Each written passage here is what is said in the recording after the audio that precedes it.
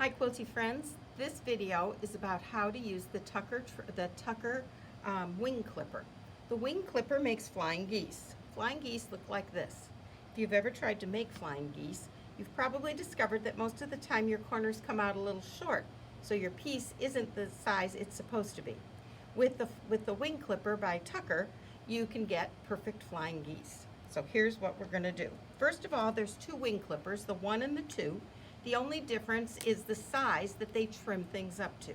The wing clipper 1, just like the Tucker trimmer, does whole and half numbers, and the wing clipper 2, which is what I'm going to use today, does 1/4 and 3/4 inch pieces. So that's the only difference. So you determine which one you're going to use by what you want your unit to be trimmed up to. Okay, now, just like every other Tucker ruler, there is a chart that comes with it on the instructions. But when you use that chart, then it instructs you to nudge your pieces off the corners of your large square a little bit. And I don't like that, so they've developed this, which is the no nudge chart. You can download this chart from their website. Okay, so what I want is I want to trim my pieces up to 2 3/4 by 5 inches. So it tells me that my small pieces have to be cut at 3 1/2, which is what I have here, and my large middle piece has to be cut at 6 1/4, which is what I have here. Okay, now, when you use the Tucker method, you always make 4 flying geese at a time. Okay, so we're going to end up with 4 identical flying geese in this case. Pink middles with blue outsides. So this will be the pink, and this will be the little wings. Okay? All right, so that said, that's how we got the size of these pieces. Now I've drawn lines, just like I would for half square triangles, down the center of my small pieces, my 3 1/2 inch pieces. So now to start, I'm going to take 2 of these and I'm going to line them up with opposite corners. And like I said, because I used the measurements from the no nudge method, I don't have to do what they tell you in the directions, which is nudge this off like that. Okay, I can line them up perfectly. So what I have is this is lined up, and my lines come together. Now if you need to, you can put some pins in this. If I have smaller pieces, I don't always put pins, but this piece is really big, so I'm going to put a couple of pins on there, because otherwise it's going to move as I move it over to the machine. So I'm just going to put 2 pins. And I like to sew so that I'm sewing with this so that I don't sew against it and this can come up. So I'm going to start here and sew this way. All right, and just like with half square triangles, I'm going to sew just to the inside of the line. Just barely on the inside. Stitch length of 1.8? Yes, stitch length of 1.8 because this is the same as piecing. If you have a hard time stitching to the inside, then sew exactly right on the line.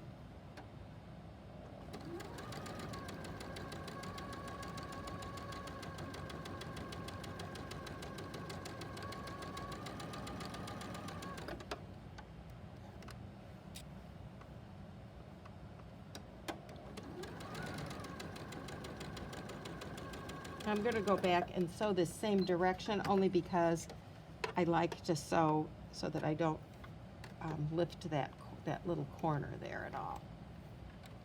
I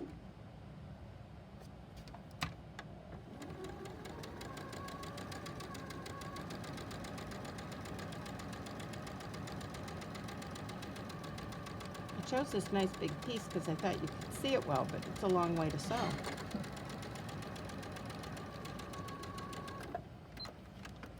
Okay, we're going to trim up those threads. Get rid of them. Okay, and now, again, like a half square triangle, we're going to cut down the center. And we're just going to cut all the way down the center of both both of the blue pieces. I can tell it didn't cut. Okay. Now, we're going to press the seams toward the little blue triangles.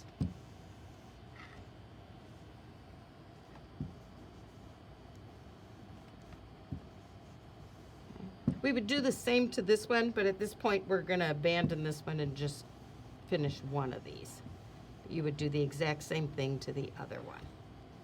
Okay, make sure it's pressed nice and flat. All right, now at this piece that I'm going to put here, and again I'm going to line up my corner, and when I do, what should be happening is the ends of these lines should come out right where that corner is. So I'm going to get that all lined up. And then I'm going to flip it over, make sure that everything's lined up. All right, I'm going to take one pin here. Okay, and now I'm going to sew this direction so that, again, I know that that seam stays down. So I'm going to sew like this. Okay? Anybody getting the idea of what's happening here? I am, but I've done it before, so that's not really. All right, just to the inside of the line, or like I said, if you find that difficult, then right on the line.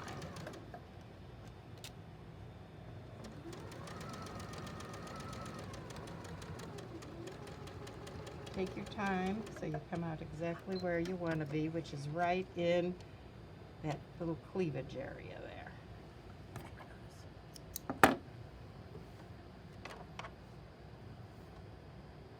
I'm going to sew the same direction again so that I know my seam is staying pressed this way.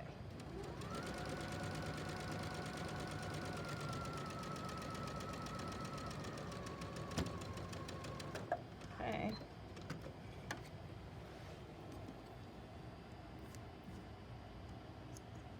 Flying geese are really hard to make normal, the traditional way of making them.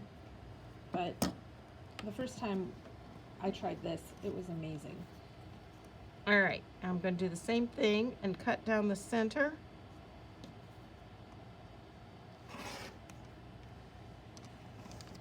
And there's one, and there's the other. And now when I press, they'll lay nice and flat.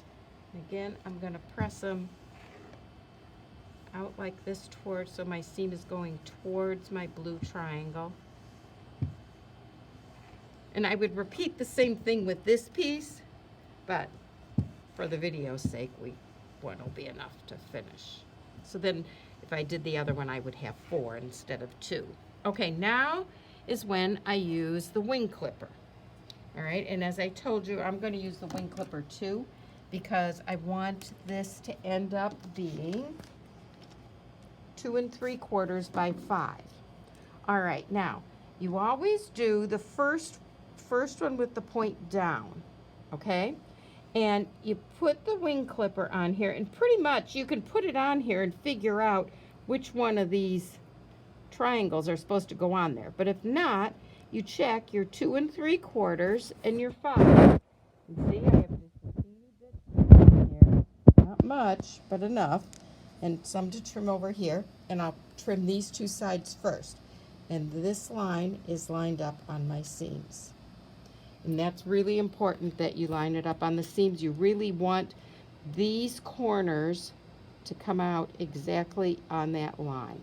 And you'll see why in a minute. So now I'm going to trim here and here. Okay, now I'm going to turn my piece so that it's point up. I am not going to turn my ruler.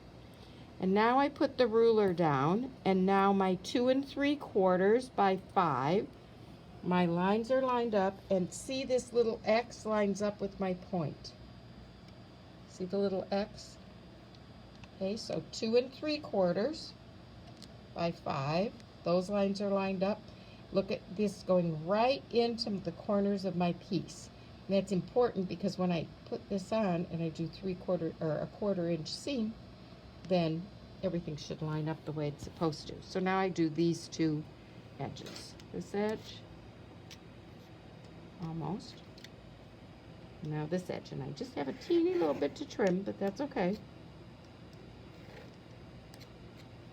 All right.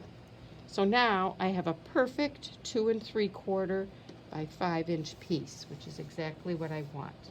Okay, we'll do it once more. Point Hold on, down. let's switch sides. Okay. There's a bad glare, and I think we'll be better. Here. Point down, and I lay this on there, and it almost becomes obvious which of these triangles are supposed to go on.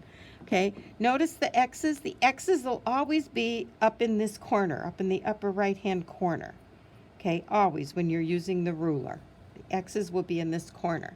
So now I line this up on my piece. Okay, and I want these corners to be exact. I want to be sure that my point, I'm slightly off here, but my point is pretty much coming to where the point of the triangle is. So that's good. Okay, so cut this, cut this. All right, leave my ruler the same way, turn this point up. Now my my lines will line up on the edges that I've trimmed already. Okay, and my point is right in that X. Right, and I've got a little bit to trim.